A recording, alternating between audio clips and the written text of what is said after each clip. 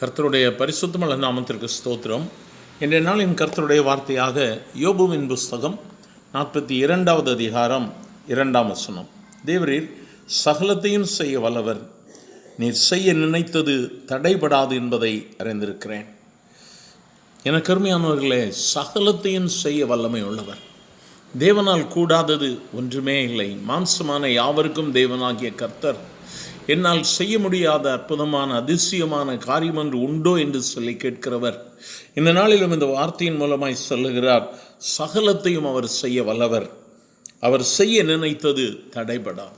கர்த்தர் எதை செய்வேன் என்று சொல்லியிருக்கிறாரோ அதை நம்முடைய வாழ்க்கையில் அவர் செய்கிறவராக இருக்கிறார்.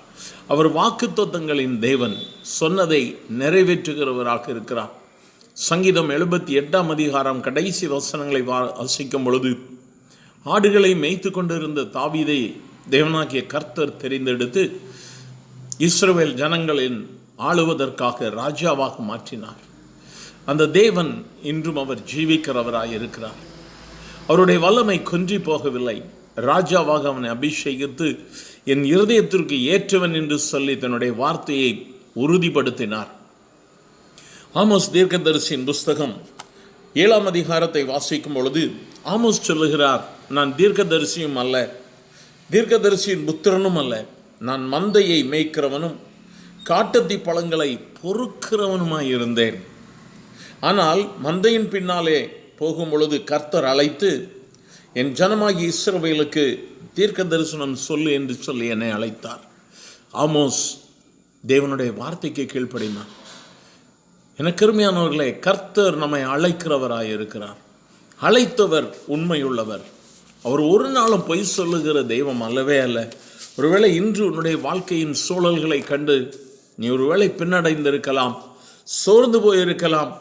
ஏன் எனக்கு மட்டும் இப்படி நடக்கிறது என்று சொல்லி பல காரியங்களிலே நீ ஒருவேளை சோர்ந்து போயிருப்பாயானாலும், ரோமருக்கு எழுதின நிருபம் 8ஆம் அதிகாரம் 28ஆம் வசனம் சொல்லுகிறது, அவருடைய தீர்மானத்தின்படி அழைக்கப்பட்டவர்களா தேவனிடத்தில் அன்பு கூறுகிறவர்களுக்கு சகலமும் நன்மைக்கு ஏதுவாக நடக்கிறது என்று அறிந்திருக்கிறோம்.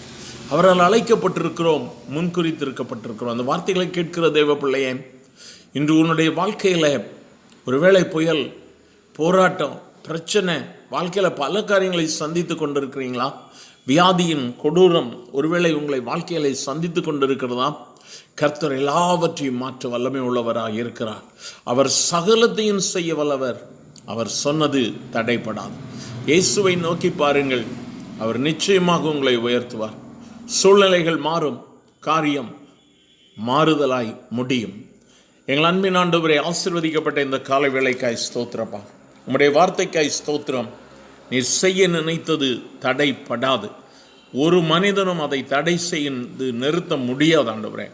இந்த வார்த்தையை கேட்கிற உம்முடைய பிள்ளைகள் பலவித சூழல்களில் இந்த வார்த்தையை கேட்டுக்கொண்டிருக்கலாம்.